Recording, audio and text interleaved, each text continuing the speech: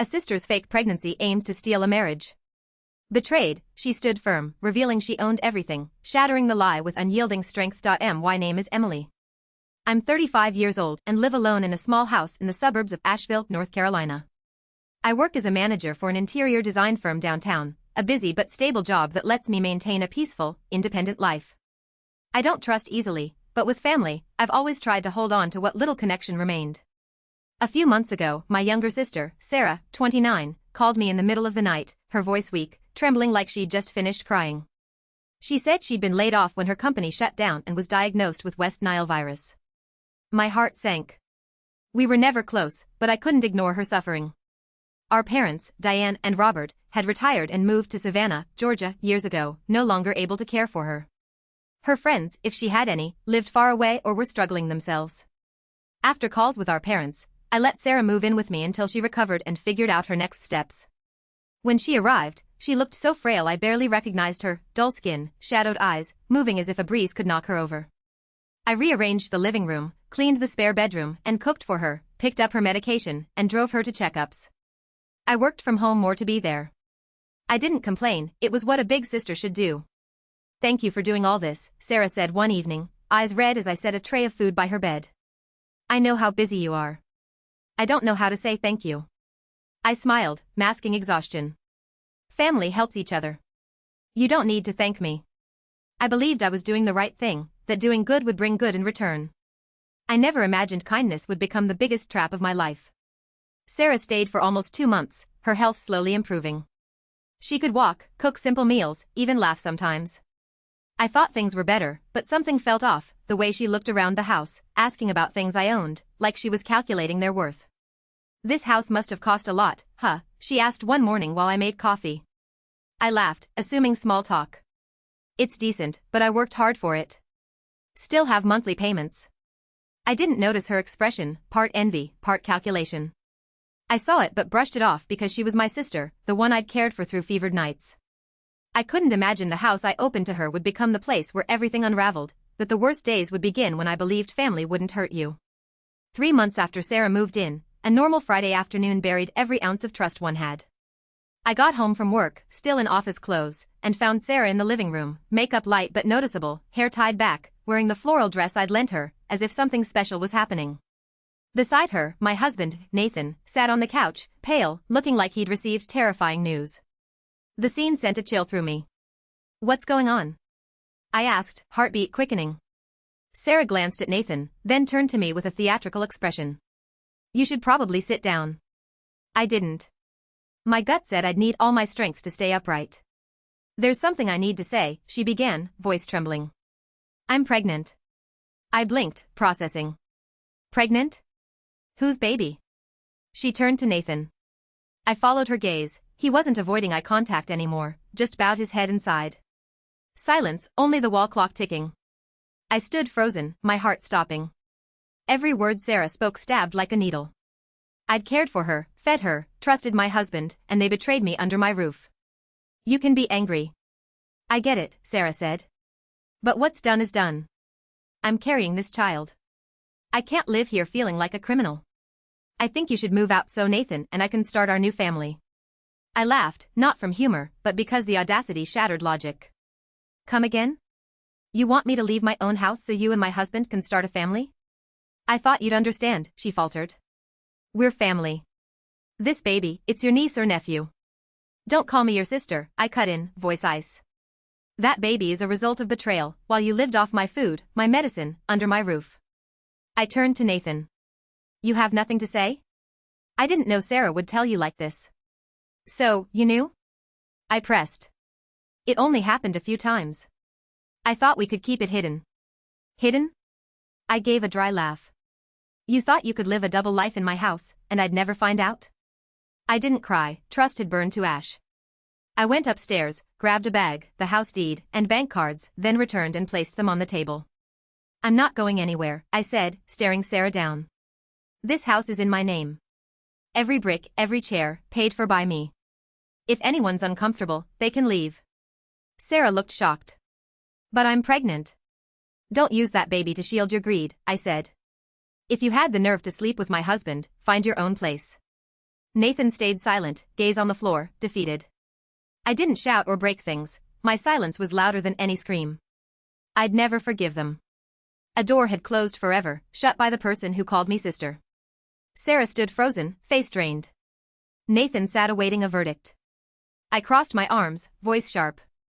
I'll file for divorce Monday, I told Nathan. Pack your things tonight. To Sarah, you're no longer welcome here. You can't do this, Sarah stammered. I have nowhere to go. I'm pregnant. I laughed coldly. When you tried to steal my husband and kick me out, did that cross your mind?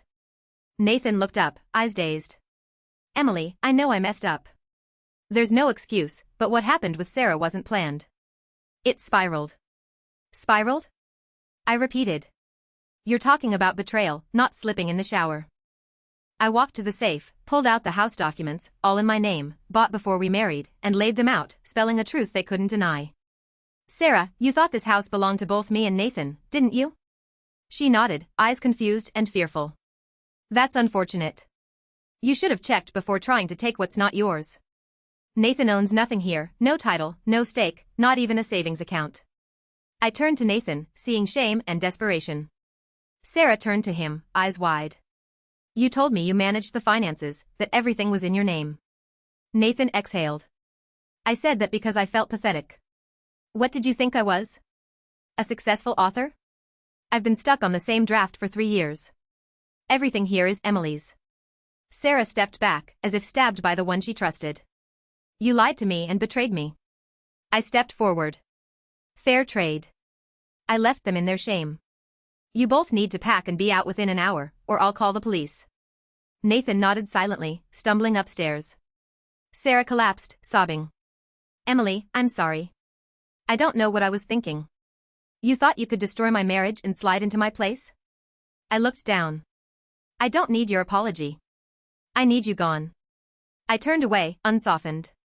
Sisterhood, stretched past breaking, can't be saved. An hour later, they were gone. Nathan said nothing, Sarah cried silently, knowing her cards were bare. I shut the door. The house fell quiet. I leaned against the door, exhaling. I'd lost a marriage, a family, but not myself. I don't know how long I stood there as the tires sound faded. The house was still, no more Sarah dragging her feet, no Nathan's clacking keyboard pretending to work. Just me, a dry emptiness, a house cold as stone. I wasn't angry anymore, every cell felt burned out. I turned on lights room by room, opened windows to let in the mountain air. The house felt like it had been through a fire, no flames, just wreckage. I started cleaning, gathering Sarah's pillows, bags, medication, clothes, shoving them into her suitcase, erasing her from my life. Nathan's unfinished drafts, unread philosophy books, the bath towel from our second anniversary, I packed them into a bag by the door. The doorbell rang. Sarah stood there, eyes red, cheeks streaked, in the hoodie I'd lent her, arms around her stomach for sympathy. Emily, please let me stay one night. I don't know where to go. I'm sorry. I looked into those eyes, once making me cave when she broke her arm as a kid. Now, they were the eyes of a betrayer patching up trust with cheap tears. No, I said, hand firm on the door. You're not allowed back here, not tonight, not ever. But I have no one. You had my husband and chose to betray me with him. Take care of each other. Sarah collapsed on the porch, sobbing. I don't know what I was thinking. I messed up. It's too late, I said. Starting today, you're no longer part of my life.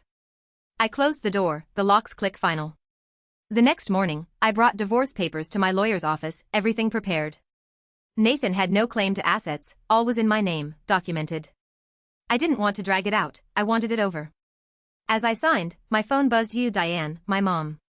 I stared before silencing it. I wasn't ready for excuses or judgment. At 3 p.m., the lawyer confirmed the papers were filed, Nathan would receive a summons soon. A strange calm washed over me, not happiness, but cleanliness.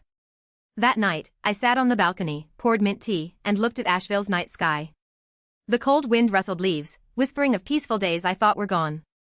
The road ahead would be hard, the calls, rumors, resentment, but I'd chosen myself. If I didn't protect me, who would? 3 days after filing, my phone rang, Diane again. I hesitated, then answered. Hi, Mom. So, you're finally picking up, her voice sharp. I heard from Sarah you kicked her out while she's pregnant. Is that true? I closed my eyes, voice calm. Yes, I couldn't let her stay after what she did. You think that was right, she snapped. Sarah's pregnant with Nathan's child, no job, no home. You think this makes you strong? To me, it's cruel. I paused. You know she slept with my husband, right? What she did was wrong. I'm not excusing it. But Nathan's older, more experienced, knew how to manipulate. If Sarah made a mistake, she was led into it. I could barely believe it. Manipulated? A grown woman, almost 30, living off me, using my work hours to steal my husband? That's manipulated? You're too harsh, Diane snapped.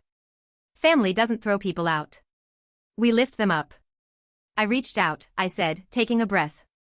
I let Sarah into my home, cared for her, every meal, prescription. She thanked me with betrayal. Silence. Then Diane softened.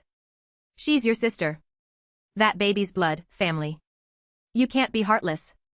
I was pulled back to childhood, always expected to give in to my weaker sister, even when unfair. Now, the price was my marriage, my dignity.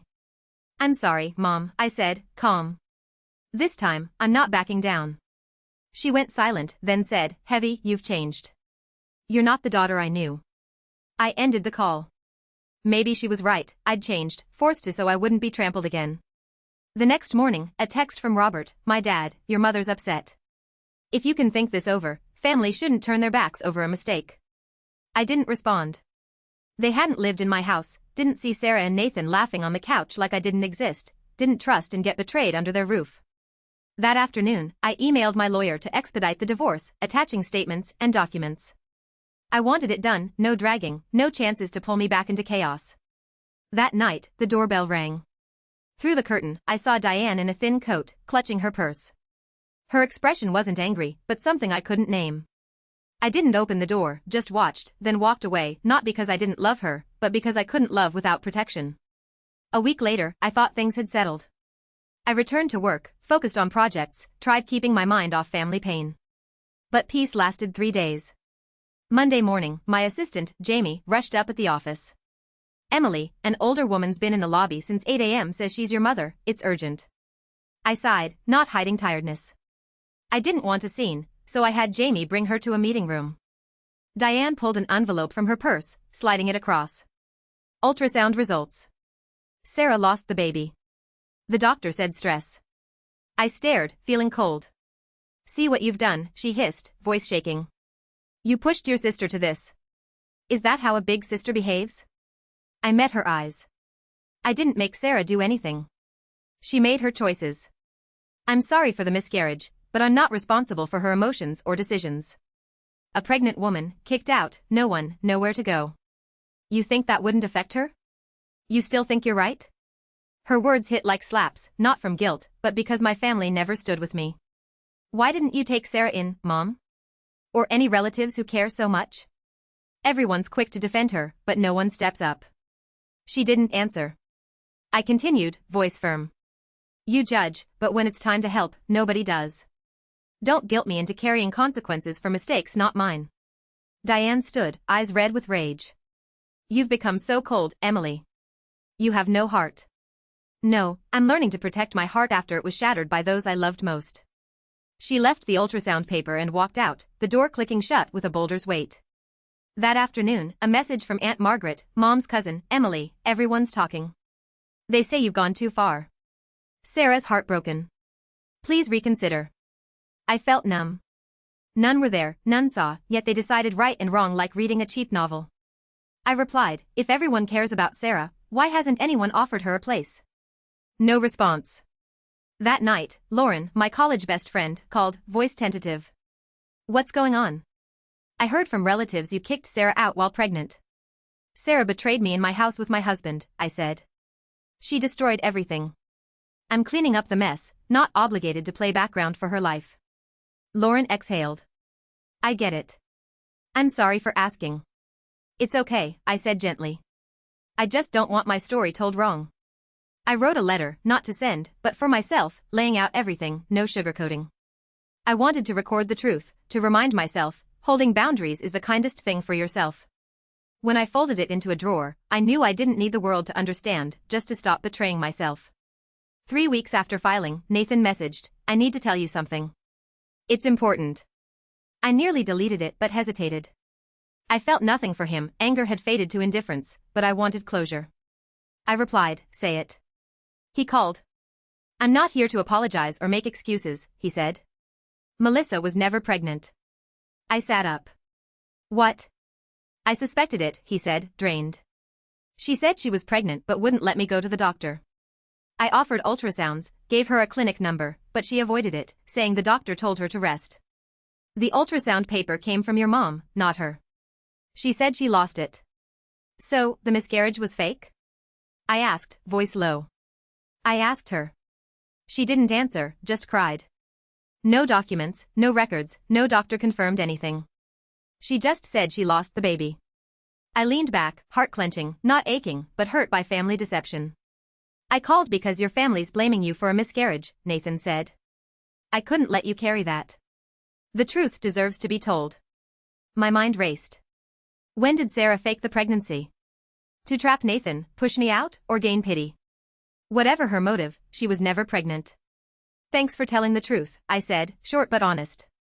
I hope you find peace, Emily, Nathan added. Don't let this stain your life. I hung up, sitting still, staring out the window. The next day, I printed the text exchange and wrote Nathan's words, not to share, but as proof I wasn't crazy, cold, or cruel. That afternoon, I called Diane. Do you have a minute? What's this about? Her voice cold. Sarah was never pregnant, I said. Nathan confirmed it. She dodged questions, had no documents, no doctor. She faked it to stay, be forgiven, have someone take her side. Do you have proof? Diane asked, voice small. I don't need proof, I said calmly. I'm done proving anything. I called to let you know. Believe it or not, but if you blame me for a fake pregnancy, this conversation ends here. Silence. Then Diane, trembling, Emily, I didn't know. I know, I said softly. That's why I don't resent you. But I'll never forget how everyone turned on me for a lie wrapped in tears. I hung up, feeling complete peace, no one left to prove or please. I'd stepped out of their shadow, on my own feet. In early June, the court emailed, the divorce was finalized, faster than expected since Nathan didn't contest. We were strangers on paper, bringing indescribable relief. I filed the court order with my records, then blocked Diane, Robert, and Sarah on my phone. Every missed call, unread message, bitter accusation, I left them behind, not from hatred, but because forgiveness doesn't mean keeping people in your life. That evening, I treated myself to a warm dinner, alone but peaceful. I played soft jazz, poured red wine, and sat by the window, watching evening light fall over the backyard. The house, once a home, then a place of betrayal, was mine again.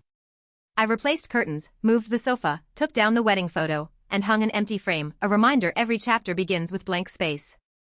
I changed the bedding, painted the living room soft sage green, and ordered indoor plants. Life found rhythm, each breath healing. I made coffee for myself, read books uninterrupted. I was listening to myself again, something long neglected. At Asheville's Folk Art Festival, I ran into Katie, a college friend. We hugged tightly. Are you okay? She asked, touching my shoulder. I'm healing, slowly but surely, I smiled. She nodded. I knew you'd get through. You're stronger than you think. We talked for hours at a local cafe, Blue Ridge Brew, focusing on the future, plans, ideas, travel dreams buried because I was too busy caring for those who didn't deserve it. That night, I found an old email for a cancelled Savannah flight, a coastal city I'd dreamed of visiting, cancelled because Nathan disliked the sun. Now, no one stopped me. I rebooked for one, set for next Friday. Seeing the confirmation, I felt a weight lift, breaking free from invisible chains. I'm still healing, emotional wounds don't fade in one summer. But I've broken the cycle of blind sacrifice. I don't care where Sarah is, what she's doing, or what story she tells for sympathy. I don't explain myself to my parents, they can believe what they want, but I have the right to live in my truth. I chose myself, not from selfishness, but because I deserve boundaries, limits, peace. The scars remain, but I've taken control. No one enters my life without permission.